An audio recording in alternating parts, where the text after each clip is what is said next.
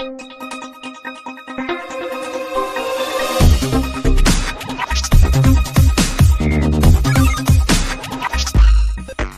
Friends, आपका स्वागत है मेरे चैनल जूनियर सर पे। पिछले वीडियो में हमने 8.2 एक्सरसाइज का पहला ये क्वेश्चन किया था, सॉल्व किया था और एक्सप्लेन भी किया था। इस वीडियो में हम इसी एक्सरसाइज का सेकंड क्वेश्चन करेंगे। अगर आपको इस वीडियो से किसी वीडियो से अगर कोई भी डाउट है तो आप कमेंट सेक्शन में आराम से पूछ सकते हैं, हम आपको ज़रूर रिप्लाई करेंगे। तो ये सेकंड क्वेश्चन देख लेते हैं 8.2 एक्सरसाइज का, class 8 maths chapter algebraic expression and their identities वाला। इसमें दे रखा है find the area of the rectangle with the following pair of monomials are as their length and breadth respectively. तो इसमें दे रखा है कि हमें ना रेक्टेंगल का एरिया फाइंड करना है, और क्या दे रखा है, मोनोमियल्स। मोनोमियल मतलब एक टर्म दे रखी है, एक लेंथ की एक टर्म दे रखी है, एक ब्रेड्थ की एक टर्म दे रखी है, और हमें इन दोनों को मल्टीप्लाई करके निकालना है। मतलब इन दोनों को मल्टीप्लाई करना होगा, स्टेटमेंट लिखनी होगी। उस चलिए करते हैं। तो सबसे पहला हमारा दे रखा है, सबसे दे रखा है P, Q। ये दे रखा है लेंथ और ब्रेथ। और लेंथ ब्रेथ में सबसे पहले आपको स्टेटमेंट क्या लिखनी है, आपको लिखनी है statement area of rectangle,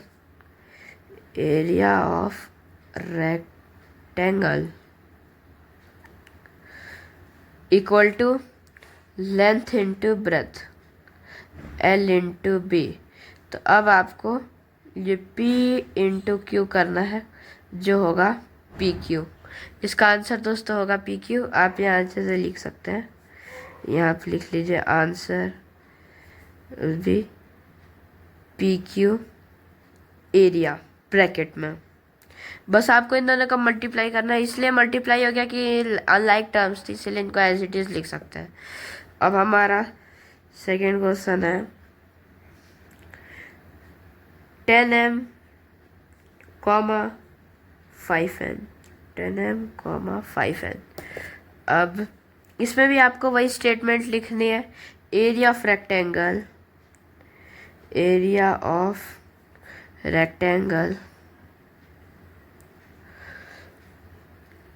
rectangle equal to L into B. नीचे कर लेते हैं। तो फिर नीचे कैसे होगा, अब जैसे देखिए ये दोनों कांस्टेंट है 10 और 5। कांस्टेंट का अलग मल्टीप्लाई होगा और वेरिएबल का अलग। तो 10 50 जा 50। एम एन देखिए अनलाइक टर्म्स है, तो इनको एज इट इज हम ऐसे लिख देंगे MN। तो ये हमारा आंसर हो गया एरिया। तो ये जो है 50 MN हमारा एरिया हो गया आंसर। अब इसी का थर्ड पार्ट क्या है, 20x² 5y²। तो इसमें भी आपको वही स्टेटमेंट लिखनी है और वही एज इट इज़ वैसे ही आपको कर देना है।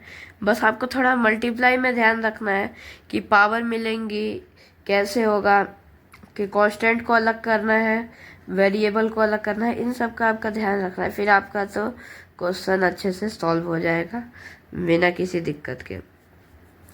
अब इसमें कैसे करना है, अरे यहाँ मैंने दिया नहीं था, 10m इंटू 5n।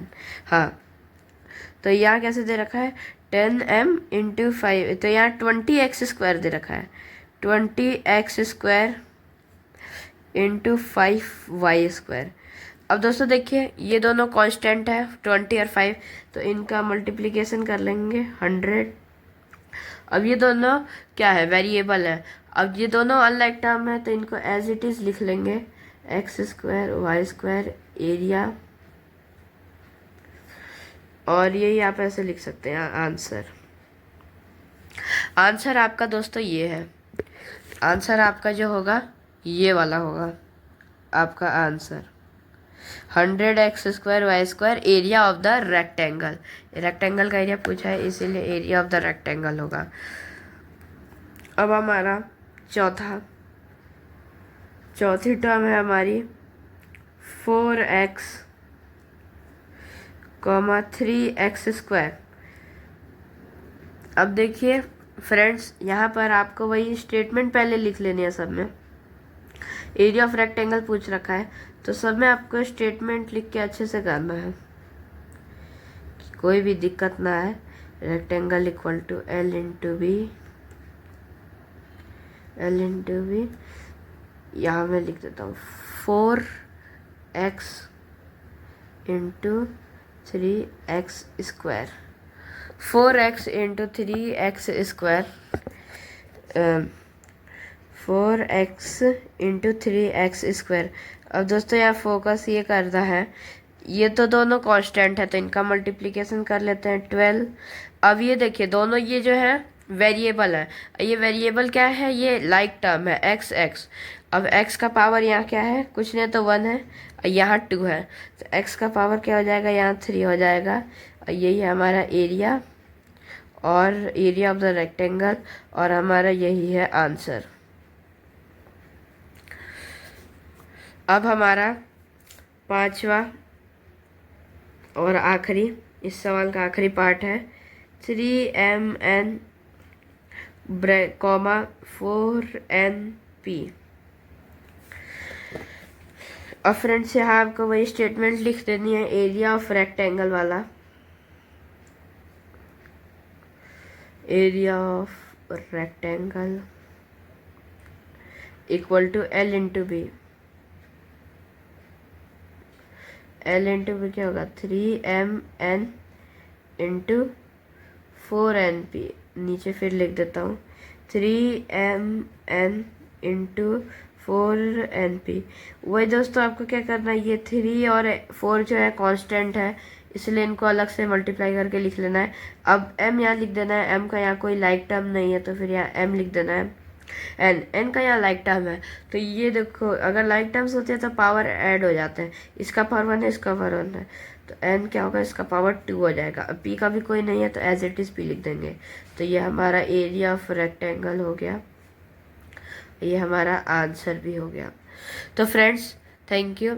इस वीडियो में हमने क्या किया, 8.2 का क्वेश्चन नंबर 2 किया। और please like and subscribe the video if you like this video.